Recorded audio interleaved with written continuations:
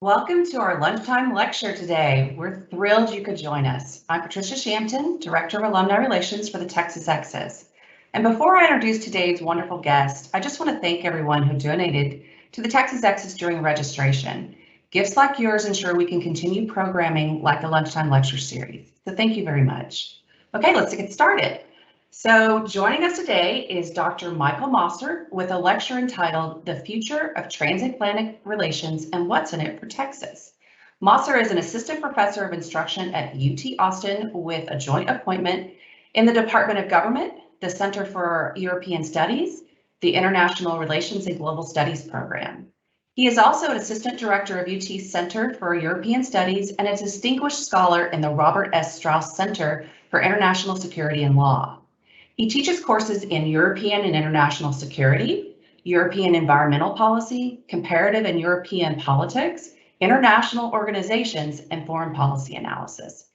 He's won multiple awards for his teaching at UT, including being selected as a member of the 2021 Texas 10 by the Texas Exes and the 2016 Raymond Dixon Centennial Endowed Teaching Fellowship. Help me welcome Dr. Mosser.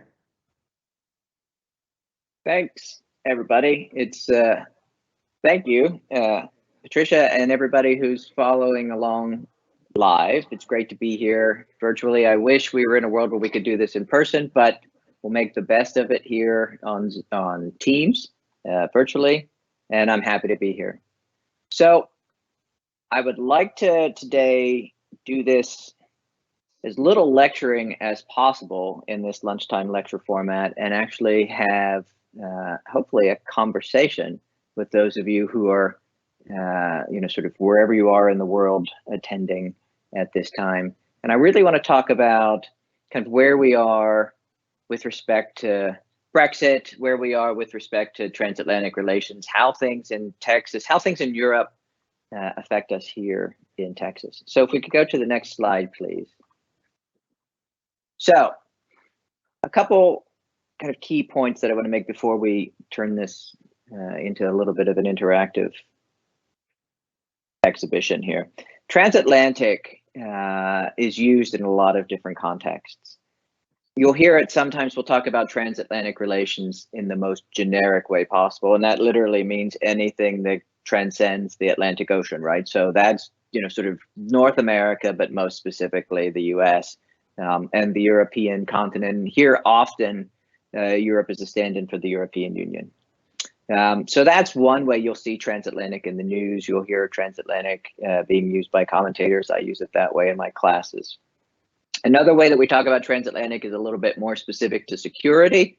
In this case, US and NATO, the North Atlantic Treaty Organization, an organization founded all the way back in 1949, devoted to sort of keeping the US presence in Europe, helping Europe maintain its security and stability. And then the third way that we talk about transatlantic is kind of an encapsulation of what is also called in a different context the special relationship, and that's specifically referring to the US and the United Kingdom. And that's the one I want to talk about today. And we'll kind of move away from the United Kingdom at the very end of this into a country that's not part of the United Kingdom, but a lot of people think that it is. But we're going to talk about kind of that particular aspect of transatlantic relations.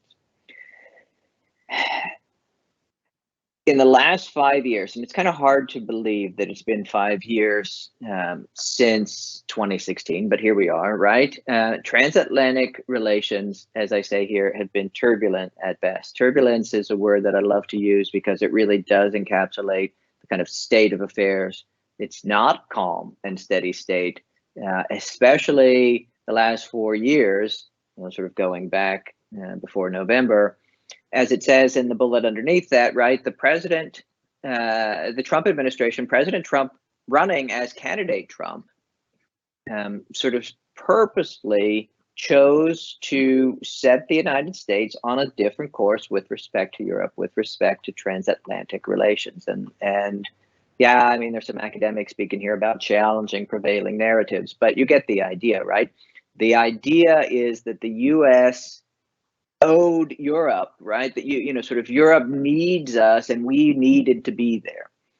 And that was the dominant narrative, the prevailing narrative for the entire Cold War, really running from the late 1940s until more or less President Trump comes to power. There were folks who made this claim that the US should not be so heavily invested into Europe, but President Trump put it into action and really changed the relationship between Europe and the United States. And that kind of, the Trump administration is in the past now, but that relationship still bears a lot of the, I almost said the word scars. That's a little bit sort of biased. It isn't scars as much as it is changes, right? So the relationship between Europe and the United States, the transatlantic relationship, has changed pretty dramatically, which gets us to that second question, second and third question. What's the nature of the relationship, right? How have things changed? Are things irrevocably changed from before the Trump administration? Are we in a different post-Trump world where the United States and Europe have a relationship that is not anywhere like it was before and will never go back? That's an open question, right? And then the sub-question underneath that is, what should the relationship, right? So did the Trump administration, and here's where we can have a bunch of different opinions, did the Trump administration change the relationship? Did the Trump administration break the relationship? Did the Trump administration fix the relationship, right? All three of those, the answer to any of those questions is yes, right? But that gets us to a part of the lecture where we're going to switch a little bit, and we're switch gears, and we're going to talk about another major event that took place in 2016 that went before the Trump administration, before the election here in the United States. Summer of 2016, we have a momentous event, pretty much one of the big earth-shaking events in European politics and arguably in global politics of the last 25 years, in the last generation, and that's Brexit. So if you would please, if you can, in the chat, and then Patricia will consolidate those and forward them on to me, I suppose. I think that's how we're going to do this. Tell me what you think, sort of, and obviously you can't type a dissertation in the chat, so, sort of condense it down, but what do you know about Brexit? Even something as basic as, what does it mean? What does it stand for? What is it shorthand for, right? And then the second, third, and fourth questions, right? How do you know what you know? So from where did you get your information about Brexit? That's an epistemological question that I like to ask, because it's always interesting to me to see where folks are getting their information. And then, why do you know about Brexit, right? Is this something, I mean, you're here presumably because you care a little bit about European politics, which is awesome. I do too, right? So do you know about Brexit because you just can't help it? It's just in the news. I mean, obviously it's not as much in the news as it was, but that would be interesting for me to know kind of why. And then third, or the last one, why do you care? Again, you're here because presumably you care. But, are you someone who is following this because you believe it is necessary to understand and is going to kind of reflect changes in as the 21st century goes forward? Is it something you care about this because you can't help it? It's just, you care about everything, and this is a major part of the global events. It's interesting for me to find out. So, you don't have to give a multi-point answer to each of those. I just want to get a sense of what the audience is looking like in terms of your knowledge. There's no grades. This quiz isn't something that you're going to, I'm not going to kick you out of this audience if you come up with something. I would love to get your opinions. So Patricia, how's it looking in the chat?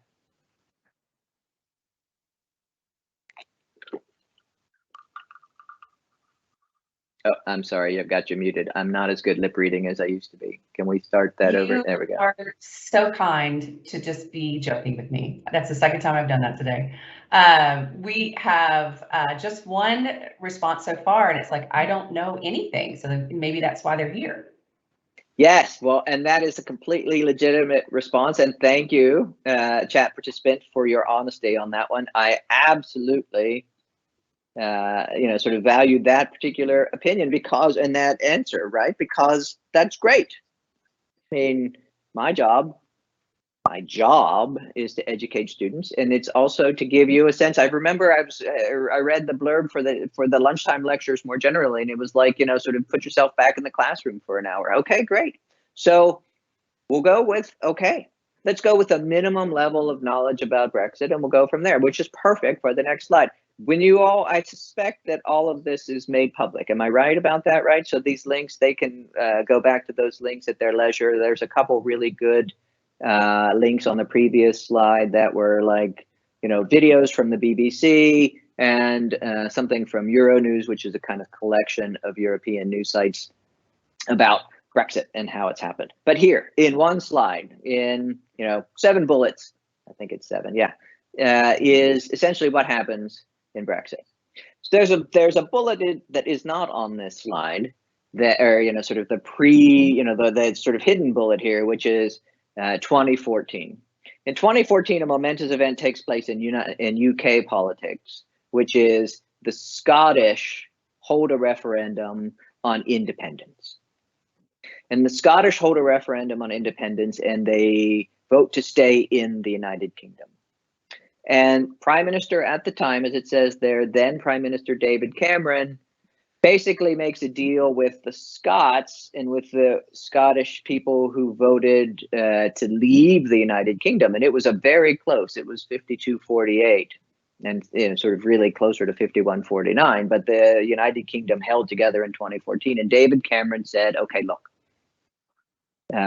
it wasn't quite this bald-faced, but I'm paraphrasing, but he basically said, okay, we will have another referendum in 2016. And this referendum will be whether or not the United Kingdom should remain in the European Union. Britain joins the European Union in 1973. It's not one of the founding members of the European Union. They actually did not join the EU at its beginning in 1958 because then prime ministers of Britain felt that the European Union was something that was a little bit too communitarian, definitely not the kind of organization that fit with British values. And so they didn't join at the beginning. But by the late 1960s, it was clear to British politicians and to the British establishment that Britain had made a mistake. Europe banded together in the late 1950s as much to avoid World War III as anything else, but it was kind of twofold. You avoid World War III and sort of grow the economies of European countries in a way that they couldn't do individually.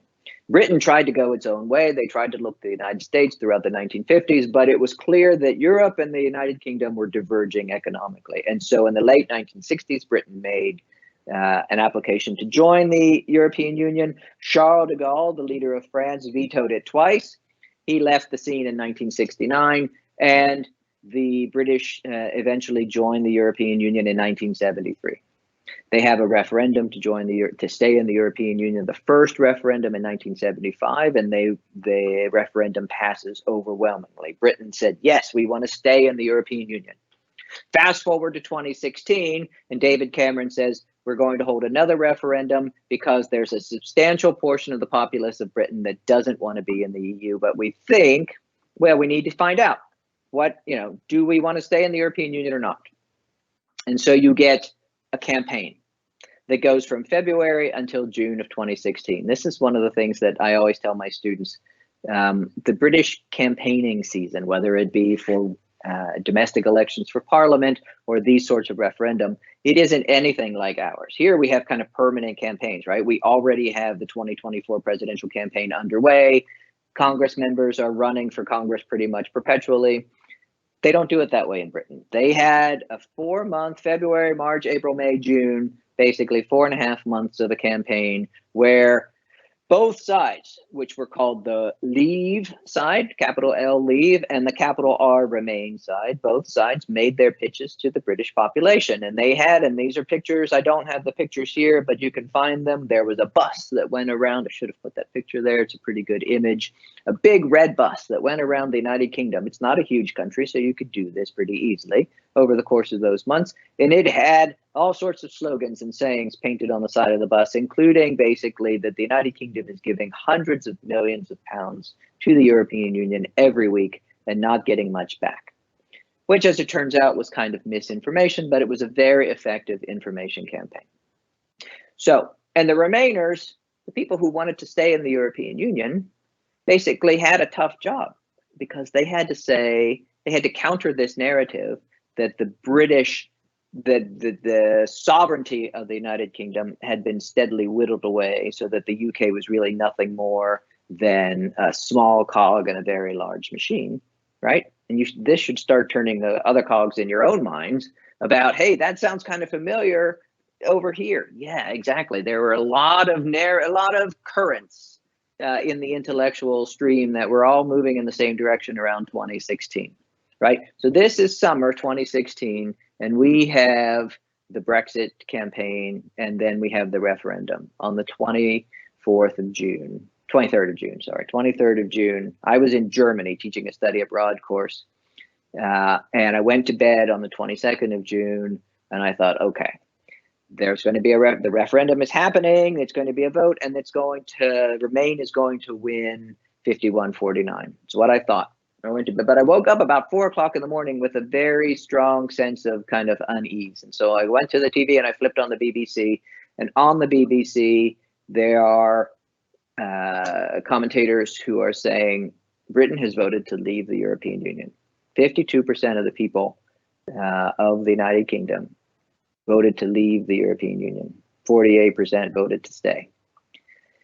Now, you may, if you remember back 5 years ago, you may remember the stories that popped up immediately after that said the #1 Google search after the referendum, hours after the referendum, the #1 Google search was, what is the European Union? So that, to me, is kind of terrifying, right? There were a lot of folks who voted based on very limited information, basically saying, we're, down with the EU, and then, oh wait, what is the EU again? But by then it's too late. You have a vote. Britain has, voted to leave the European Union. So a lot of people, including me, you see it there on the slide in the next bullet point, a lot of people then go to the metaphor of divorce. It's a pretty easy metaphor. Oh, sorry, not the next slide yet. I just meant the next bullet point. Go back one, please. There we go. A lot of people go with the metaphor and the analogy of divorce. And that's a good way to think about it, right? So you've got this process of breaking up. It wasn't like on the 24th of June 2016, Britain leaves the European Union. It doesn't work that way. It's not like, goodbye, we'll see you. It's more like, now we agree that we have to begin to distance ourselves. And so you get the United Kingdom, triggering an article in the EU treaty, which is essentially a de facto, but very importantly, not a de jure constitution. The European Union Treaty of Lisbon from 2009 has a provision for a member state to leave. It's called Article 50. And so fast forward to 2017. David Cameron, by the way, quits the day after the referendum. He basically lost every bit of credibility he had because he was pretty clearly committed to staying in the EU. And when the British vote no, he has no leg to stand on. So he is succeeded by a female Prime Minister, Theresa May. And Theresa May begins the process of withdrawing from the European Union formally in March 2017. She triggers Article 50, and then the actual negotiations start to take place in June of 2017. It's a slow and drawn out process. Throughout 2017, 2018, 2019, the withdrawal negotiations continue. They are horribly contentious because basically you have to unwind 50 years of integration. Britain and the United Kingdom, sort of however you want to characterize it, the UK and the European Union had grown very tight and very closely together, everything from agricultural kind of provisions to trade provisions more generally. All of this, Britain and the United Kingdom Britain and the European Union were very, very tightly tied together, and all of that had to be unwound. Theresa May tried over and over again to get this through the British Parliament. She and the European Union negotiators negotiated a multi-hundred-page agreement. The British Parliament voted it down because they felt that it was too generous to the European Union. That caused Theresa May to have to resign. And so in June 2019, Brexit claims its second British Prime Minister. And the current Prime Minister, Boris Johnson, takes over in 2019, and he continues the negotiations, and he basically holds a very hard line and says, we are going to leave the European Union no matter what. It's going to happen. And if we have to leave with no agreement in place for what comes next, so be it. The European Union also holds firm, and we end up with a very interesting consequence, which is the European Union and Britain formally break up and leave on January 31st. January 31st, 2020, the UK is no longer a member of the European Union. The name card is removed from the table where they meet. The flag is lowered in Brussels, where the EU headquarters are, and the European Union has 27 members and not 28. They put an 11-month transition period so that basically it isn't a complete chaos. And then on January 1st, 21, this year, January 1st to 21, the United Kingdom is out. As you know, even though they formally left in January 20, as of January 1st, 21, there are no ties. Britain is like the United States when it comes to the European Union now. They are an outside looking in member. Okay, now we can go to the next slide. So there are two major sets of consequences from Brexit. There are political consequences, and then you'll see on the slide coming up, there are trade consequences, right? And then we'll talk about the effects on Texas. But the political consequences are significant. One, you can't ignore the fact that Britain, which is only a few dozen miles from the continent of Europe, is no longer a member of the European Union and has to essentially renegotiate everything that it had been sort of part of on a bilateral basis from here on out. There were a lot of hurt feelings in Europe across the continent at the way the British proceeded with the divorce proceedings. As I say, there it was messy and painful. It really, I mean, this analogy, and you know, if you are somebody who has had personal experience with this, you know how it goes. The analogy is really apt because you get a really tough situation where nobody's really looking out for anybody's interests other than their own. So all of those relationships that were in place had to be rebuilt. You also see in that third sub-bullet point there that the domestic political situation in the United Kingdom ends up looking a lot more like the United States in contemporary times than it had in the past. Britain has always had a kind of class-based relationship, but the domestic political tensions that we see now playing out, they may have always been there, but they were kind of hidden behind the scenes or below the surface, and Brexit really brought those to the fore. So we see populism. This is a guy named Nigel Farage who was very, very good at exploiting kind of class divide and saying, oh, it's the rich Londoners, it's those folks who have businesses and who take the Channel Tunnel train every day to Brussels. Those are the folks who want to stay. But what about the poor fisher people over here on the coast? Or what about the steel workers? Or what about the, you know, you get that, right? Exactly the sort of thing you see here in the United States with the Trump campaign. Populism, nativism, class distinctions, they come to the fore and they are still very much in evidence now, 5 years later. And that gets to that last one, right? That you can't talk about British politics. I used to teach it as kind of like the Westminster style parliamentary democracy was, I like this word, sedate. It was generally pretty, you know, kind of calm. And while there were big things that happened over the course of the 20th century, generally Britain handled political conflict in a pretty sedate way. And that's not the case anymore. Now, thanks to Brexit, the gloves are off. And there are folks in Britain, very much like there are in the United States, who, depending on who you voted for, or depending on how you voted on the Brexit referendum, it determines whether or not you talk to anybody anymore, right? I mean, it's that it's been laid bare.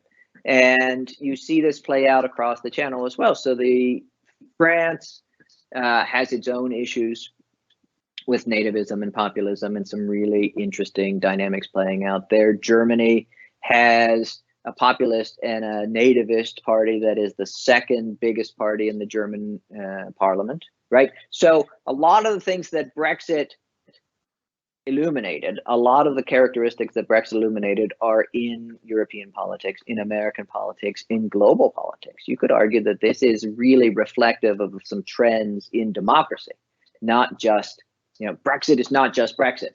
It's actually either, and there's an okay case to be made for it, that it's a reflection of these trends or it was a driver of these trends. Both of those cases can be made pretty substantially. We don't have time for that now. That's like a 16-week semester. Okay, so next slide, please. Because it's not just political consequences, it's trade consequences as well. And this is when we start to move into the kind of relationships that we see and the stuff that matters for us here in Austin or wherever you are if you're still in Texas. But you'll always be Texas X's, right? So trade consequences are extraordinarily important because the UK was the second biggest economy in the European Union. Germany is the biggest economy. The UK was the second biggest economy. And all of a sudden, the UK is out, right? And so now the United Kingdom, the second biggest economy, is no longer part of this multinational bloc where trade agreements are negotiated by Brussels on behalf of the member states. There's a 550 million population, 550 million person population that has a much bigger collective bargaining power when they're all working together than any individually. Germany is the biggest European nation state. It has 80 million people. Britain has 65 million. Britain's population is essentially Texas and California, right? That's it. It's not a big country. But the Brexit Leave campaign was able to say, we will punch above our weight. We may be a small country geographically, we may be a small country politically, but remember, we are Britain, right? We basically were the British Empire. We're not the empire anymore, but we can be great again. Sounds familiar, right? So that's all good from a rhetorical standpoint of view. It obviously won the day in 2016, but the consequences of that they're enormous. The United Kingdom, the second bullet point there, has to renegotiate every single trade agreement that was negotiated on a multilateral basis from Brussels in the 50 years that Britain belonged. The UK is working their way through. You can see there that we have begun. This is a year and a half on now. The US and the UK. This was the one that President Trump said we would get done immediately, right? That the day after, the European Union leaves, the day after the UK leaves the European Union, the US will have a trade agreement. It's not that simple. Trade agreements are thousands of pages. They get all the way down in the weeds on everything from how much, sort of what taxes and duties do you have to pay on the import of, think about a kind of quintessential British product. I suppose it could be something like Scottish whiskey, right? There are taxes and duties that have to be paid. I have a child who's getting ready to attend college next week, not in the United Kingdom, but over in that area, and I'm shipping her bicycle because there's no bicycles to be found. I have to pay customs duties on importing that bicycle into the country. Stuff like that, except times 1,000, actually times tens of thousands. So trade negotiations have to take place continuously, and they're really, really, really challenging. The United States is not going to say, oh, Britain, you're a great friend of ours. We have this special relationship. Here are the keys to the store. No, of course not. And by extension, Britain's not going to say, oh, great, we'll sign whatever agreement we can just so we have an agreement in place. And the US is the easy one. Britain has to sign agreements with every country that it wants to trade with. So there are huge consequences that I don't think necessarily came through in the campaign for unwinding the relationship in the European Union. Okay, next slide, please. How are we doing on time? Okay, great. We're actually right on where I want to be. The United Kingdom and Texas have a very close relationship. The European Union and Texas have a very close relationship. You heard Patricia's reading of the bio. For my bio, I have a position at the Center for European Studies. I have studied the European Union since I was a teenager. I've been there multiple times. And you may say, okay, that's fine. It's this thing that's over there. It doesn't concern me at all. It does, no matter where you are. No matter where you are in the United States, but especially if you're here in Texas, the European Union has some pretty deep roots in Texas.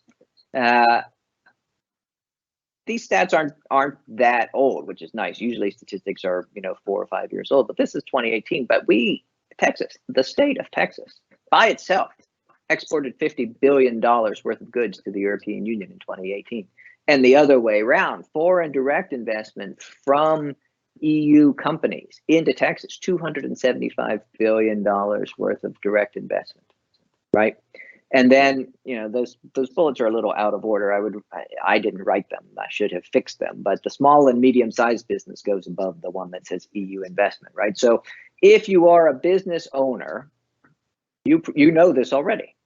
Almost 40% of all Texas exports are coming from small and medium-sized businesses. So this isn't just Dell, right? This isn't just, you know, major Halliburton and other companies sending stuff to Europe. This is exports, right? So the point of this slide is that we are in Texas as a major economic engine of the United States. We are tightly bound to Europe. So what matters in Europe matters to us here in Texas, right? So when the United Kingdom, a major economic engine of the European Union, breaks away from the European Union, there are ripple effects that are felt here in Texas. Okay, next slide, please. So what are those ripple effects? Well, one, and then sort of it's not just Britain, there's a couple things here in here, but the British slide is that the UK had huge,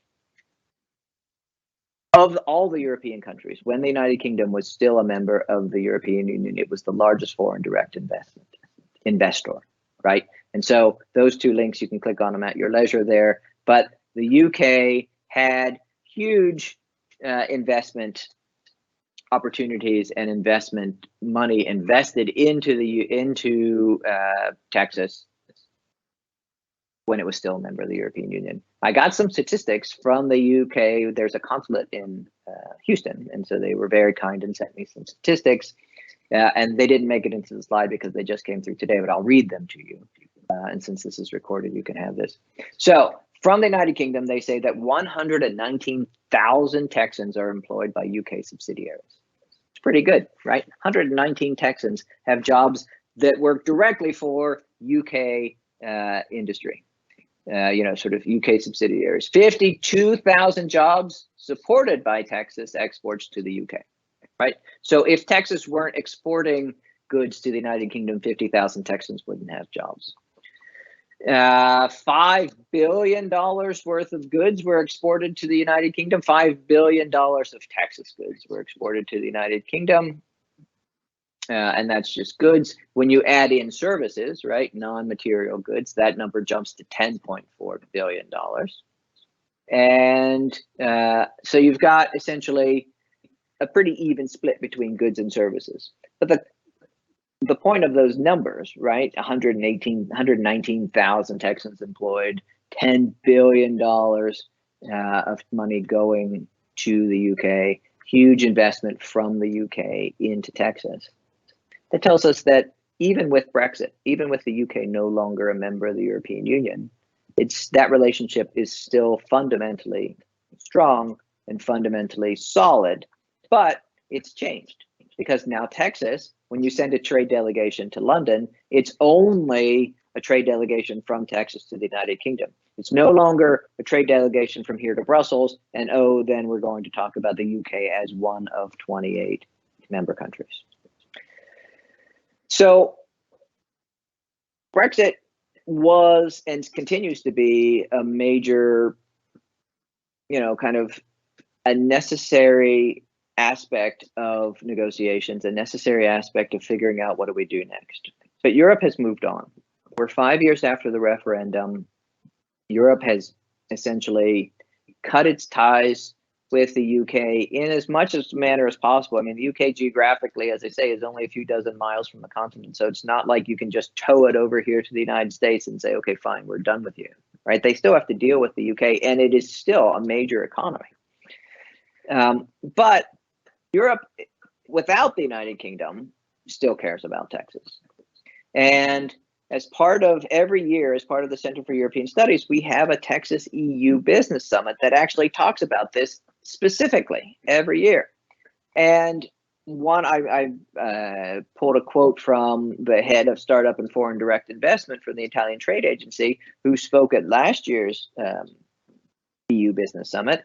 And he says, Italy has recognized an opportunity here in Texas, right? Italy understands that, it's number 3 after, well, it's now Germany, France, Italy, because of course the UK is no longer in there. But the Italians have recognized that inside the United States, and specifically inside Texas, a lot of the opportunities that were there that were maybe in some cases monopolized by the British have now emerged for other countries, especially the large economies of the European Union. So the point of all this is the Texas relationship with the EU, even with Brexit, happened, past tense, right? Brexit has happened. The Texas relationship with the EU has changed, but it hasn't broken in any way. So the last slide, or at least next to last slide, perhaps, let me see, yeah, is another interesting one. This one has a particular Austin connection. The Republic of Ireland, and everybody knows probably, I hope, on a map where Ireland is, right? Ireland, I said this earlier in the slide, that was a little preview. Ireland is not a part of the United Kingdom per se, especially when you have the words Republic of Ireland. That is all of the Irish island of Ireland without the part at the top called Northern Ireland. So the United Kingdom as a country is England, Wales, Scotland, and Northern Ireland, the 6 counties of the island of Ireland. But the rest of Ireland is called the Republic of Ireland, and it is its own independent country. It happens to have a consulate here in Austin, which a lot of people have no idea, but there it is. And I don't know why. I've never actually been able to, I need to ask them, like, why did you choose Austin? We have a consulate from Mexico. That makes a lot more sense. But Ireland has a consulate, which is like an embassy, but not in a capital city, right? The embassy of Ireland is in Washington, but the consulate is here in Austin, which is fantastic because I can get information like this. So I said to the Irish consulate, I asked them very politely, can you send me some statistics on the relationship between Ireland and Texas? And they very generously did. So if you look here, you can see that this isn't all that far off from British numbers. Basically, Ireland is a country of 5 million people. Britain has 60 million people, and yet we have a huge trade relationship between Ireland and Britain. 20th in terms of, as it says there, import sources, right, for the state of Texas. But there are 190 countries in the world, and if Ireland is 20, that implies that they are doing very well from Texas, and we are doing well with respect to Ireland, right? Big increases in terms of export destinations, right? How many goods and services we are exporting to Ireland. They have a trade surplus with Texas, which is good from the Irish point of view. Remember, the statistics are coming from Ireland, so they like seeing trade surpluses, but still that helps us because there is bilateral trade moving back and forth. And we have major Irish companies investing in Texas. But we also have huge Texas companies, very large Texas companies. Dell Computer is the biggest company in Texas that is invested in Ireland. In the 1990s, they made a big move into Ireland. And if you had called Dell support helpline at some point in the 1990s, depending on what time of the day, you were talking to somebody in Ireland. Very educated workforce, very English speaking, and low tax environment. Ireland and Texas tend to see taxes in a very similar way. And so we have a tight relationship there. And here's another thing that goes back to the Brexit connection. Ireland is right across the Irish Sea, right, from the United Kingdom. But Ireland is still a member of the EU. So the point of this is you've got a country that is English speaking, highly educated, low tax, sounds a lot like Britain, but now has a fourth variable that Britain no longer has, which is now you're a member of the European Union, which means Ireland serves as a gateway for investment to the European continent in a way that Britain no longer does. So end of the kind of lecture part of this, and then we'll move to Q&A, which is Brexit in 2016 was seismic. There's no way to underestimate, there's no way to overstate the importance of Brexit on political, sort of global politics, on global trade. I guess there is a way to overstate it. I may have just done so, because if you don't care about Europe in the same way that I do, then you can say, okay, I really don't care. But I tend to believe that it was extraordinarily important. It has huge effects that are still being felt today. in much the same way that the effects of the sort of candidacy of President Trump still have ripple effects that are being felt, every minute in the United States. The ripple effects politically, culturally, societally are being felt in Britain and across, but also the economic effects, right? And so Brexit is a story that has ended. Britain is no longer part of the European Union, but the effects, the after effects, the after image of that flash are still, sort of burning the retinas of everybody who cares about it here today in 21. And it has changed the nature of the relationship between the United States and Europe and between Texas and Europe in a way that we're still trying to make sense of. And we're very much in the middle of that particular story. So with that, I'll stop the formal part and I'll happily take any questions, as it says there, questions, comments, cries of outrage from anybody in the chat. Patricia, I think, is going to collate them in a way that I can sort of answer. We've got more or less 17 minutes. I think that's not bad. That should get us a couple questions at least. I do thank you for your attention. It's been fun. So fire away. Let's start off with the question you kind of asked of the group in the beginning is like, what do you know about Brexit? So after you asked me that question, about 40 comments came in. So I just wanted to let you know that many of the people attending actually have a connection to London or to the UK or to Britain. So that's why they're tuning in and they're interested to hear this different perspective.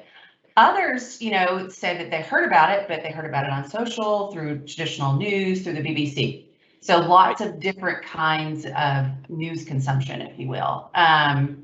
So there was a couple of comments that, inside London, it was mainly about, there was concerns about unelected bureaucracy when they were part of the EU. But in the countryside and other parts of the UK, it was about economics and immigration. Do you have any thoughts on the immigration piece of that? Yeah, thanks for bringing that up. That's an excellent question and a great point, that immigration was a major part of the Brexit campaign. One of the things that I glossed over, really didn't touch on at all, and that's sort of my error. Let me take these out. The microphone is dying. One of the things that I missed completely in 2015, and you all probably know this, right? But in 2015, we had a major immigration crisis, essentially, at least from the European point of view, and you saw as a kind of result of the Syrian civil war, massive waves of immigration from Syria coming into Europe. 2015 showed pictures of immigration camps in Germany, immigration camps in Italy, all over the place, and it really resonated with Europeans who felt, in many ways, like they were being invaded. They hadn't necessarily, and that's a pretty strong word, but that was definitely the feeling from a lot of folks. And the Brexit campaign, especially the Leave campaign, was able to capitalize on that perception. And the idea was, and it played into, you could call it xenophobia for sure, but it played into some real sort of grounded fears that had been built really since the European Union expanded, going back earlier to 2014 when the European Union expanded to Eastern Europe. People felt like Eastern Europeans were now able to come to Britain, especially, and take their jobs. This is the infamous Polish plumber who would work for a lot cheaper than Britons, these sorts of things. So in the countryside, in Britain, you ended up with a lot of folks who said, we just suffer blow after blow after blow. First, the Poles come and they take our jobs. Then the refugees come and they take our, sort of the money that we would be giving. They're taking advantage of social services, which actually turned out not to be true, but it was a very strong narrative that was played out, right? And so you have all of this, and the Leave campaign was really good at maximizing that and saying, yes, and if you stay in the European Union, and this actually ties nicely in with the other commentary about unelected bureaucrats, that those non-elected Eurocrats, that's the pejorative that is often used, the folks who work for the European Union who have nothing, they don't care about you in Manchester or Leeds or Sheffield or Birmingham. They care about, sort of this global kind of money class or this intellectual class or whatever you want to, right? But not you. And So yeah, that was a really strong undercurrent that had a lot to do with why major swaths of the UK countryside voted to leave.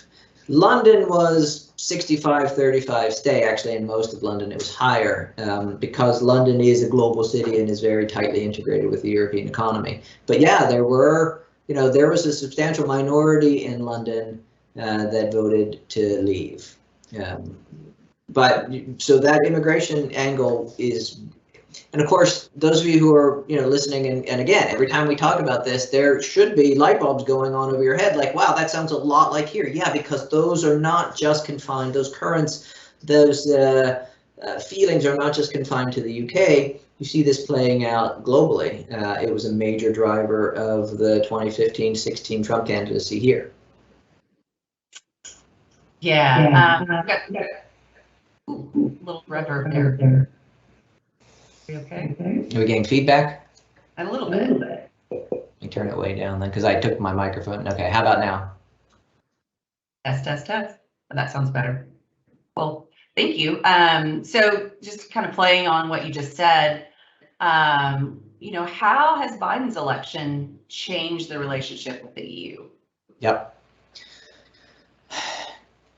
TBD is my easy answer for that one, right? I mean, the Biden administration came to, well, the Biden candidacy and then the early days of the Biden administration, President Biden came to office promising competence, right? Promising kind of a reset with the Europeans who felt like they had been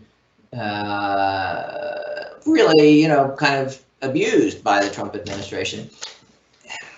But, excuse me, but the Biden administration hasn't really done much, and in some cases has kind of kept some of the same policies, whether that be trade restrictions or other sorts of things. It really hasn't done much to reset the relationship in the way that it promised. And of course, the reason, there are a couple of reasons, but the big one is COVID. The US, under the Trump administration, the infamous one that made all the headlines was what was called, inaccurately, but still this is what it was called, the Muslim ban. Well, one of the things the Trump administration also did was stop all travel from Europe, the non-Muslim countries of Europe. It just stopped, no European, right? Well, the Biden administration has kept that restriction in place, even though Europe has lifted their restrictions. And as I say, I'm leaving on Saturday to take our daughter to college, and we're very fortunate to be able to do this. But Europe is starting to say, listen, Biden administration, you are not doing what you claimed, which was, resetting some of the things that the Trump administration has done. In reality, you're actually keeping a lot of these policies in place. So there's starting to be a little bit of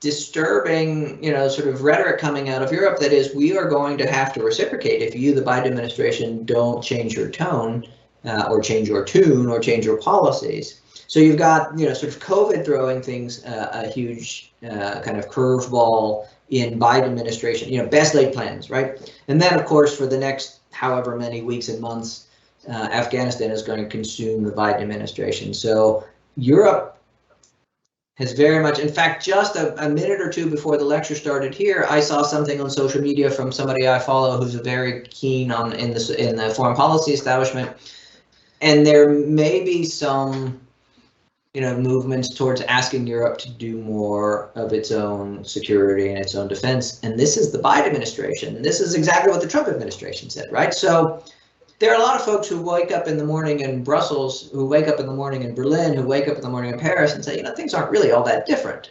The rhetoric has changed and the, sort of tone has changed, but the actions aren't really all that different. So that's why I say to be determined. We're still more or less in the early days, I suppose, but I don't see anything on the horizon that is going to be a big giant reset button for the relationship between the US and the EU.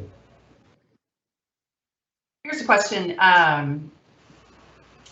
Some EU countries are concerned that some unpopular rules are being passed by a narrow majority. Should the EU change its voting rules to require more consensus? Wow. That's an inside baseball kind of question. That warms my heart as a European scholar. I mean, this is the kind of stuff we write academic articles about that 5 people read, and I'm getting, yeah, so whoever asked that question, kudos. Not that the other questions aren't great also. EU voting rules are very, very complicated. And the European Union from the get-go has suffered from what is called the democratic deficit. This actually plays into the hands of populists everywhere who say, you know, who is this? There are 10,000 people who work for the Commission, which is the executive branch of the European Union. 10,000 people for a population of 500 million. We have 10,000 people for state government in Texas, right? Those 10,000 people who work for the European Union in Brussels are not elected. They are bureaucrats, and they make policy, or at least they ask member states to vote on those policies. Member states vote. And they vote in some really complicated ways that privilege smaller states over some of the larger states. That was one of the things Britain kind of felt very strongly about. But the idea is that when the thing was set up way back in the 1950s, it was, you know, early days, not long after World War II. Everybody was still sort of afraid of Germany, and they didn't really necessarily want Germany to kind of rampage across Europe again. So they set it up so that Germany wouldn't necessarily be able to just basically democratically anyway, run roughshod over the rest of the European Union. So you have little tiny countries, and by little tiny countries, we're talking about countries like Malta, right, which has a population half the size of Austin. We have countries, so you have Germany with 80 million, you have Malta with, 200,000. So, not even half the size, right? But in the same organization, and they all vote on the policies, and it's more or less fair, but it's crazy arcane, really, really, I mean, it's weeks of study just to figure out how this even works. And I can tell you that I don't really have the best handle on how things have changed even in the last couple years, because they're always tinkering with the formula. The end result is that European citizens who live in the European Union don't understand it. They don't understand how decisions are made in Brussels, why those decisions made in Brussels affect them, in Pisa, right, or affect them in Brno, or affect them in Stockholm, right? And when you don't understand, you end up either making poorly informed, decisions, meaning, okay, I'm going to vote against this because I don't understand what it is, but it's not doing anything for me. Or you end up falling on kind of pre-existing narratives and pre-existing tropes that really just are kind of self-reinforcing. Brexit, for example. One of the really great ironies of Brexit is a lot of the Leave campaigning money was given to the Leave campaign from the European Union, right? So the EU actually paid for the referendum in many respects. The European Union paid for a lot of the towns' kind of reconstruction campaigns. A lot of Britain suffered pretty greatly in the downturns of the various economic downturns after World War II, and a lot of money that was given to Britain to help rebuild the economy came from Brussels. But Brussels is terrible at messaging. They are just the worst. And so they never, ever, ever could get the message across that, look, UK, you're better off in than out, right? And they still have this problem. And they've had this problem forever. So, yeah, the voting rules, fixing the voting rules is a very, as I said, that warms my heart as an academic. I agree. That's a necessary but not sufficient condition for fixing the European Union. Another very important aspect is figuring out how the European Union can get its message across. But this is not just confined to the EU, right? This is a problem of democracy worldwide. We have a lot of folks who are just like, there's a substantial portion of people in democracies who think democracy is done. It's had its day. It's not really working very well. Maybe it's time to move on. That's terrifying. From somebody who's kind of an avowed proponent of, liberal democracy, when you hear people who are just like, yeah, it was fine, it worked well enough, but it's time to move on. So the EU is faced with this kind of twin problem of trying to pitch a crazy artificial setup to a huge population that doesn't really understand it, and they're dealing with the same kind of really strong currents pulling us over the waterfall of illiberalism and anti-democratic norms that are popping up all over the place. Okay, I've got hopefully 2 questions for you. That's the last 2 because we're running out of time. But the first one, and this is a pretty popular question, I think it's going through everybody's mind, is how do you think Brexit will affect the independence efforts in Scotland and Wales? Yep. Scotland voted very, very strongly, 67% to stay in the European Union. Wales voted to leave. So Wales and England voted to leave, Scotland and Northern Ireland voted to stay, and Scotland basically said, London, threw us under the bus because you told us in 2014 that we would have this other referendum and that, everything would be fine. And then so we vote to stay in the UK and then you vote to leave the European Union. So short answer to a good question, or a long answer to a short question, I suppose. The Scottish independence movement got reinvigorated. Will there be a referendum tomorrow? No. Will there be a referendum next year? Maybe. Will there be one before 2025? Probably. Britain, as in England, as in Westminster, in London, says that's illegal. You can't have another referendum. You have to ask us for permission. And Scotland says, see, that's the problem right there. We're not going to ask you for permission. So you have this kind of conceptual and legal issue of whether or not Scotland, and it's really Scotland. Wales is not much. There's a Welsh national movement, but it's not very well organized, and they've essentially they've taken a backseat to Scotland. Then it becomes a question of, can Scotland handle itself as an independent country? Scotland hasn't been independent since 1707.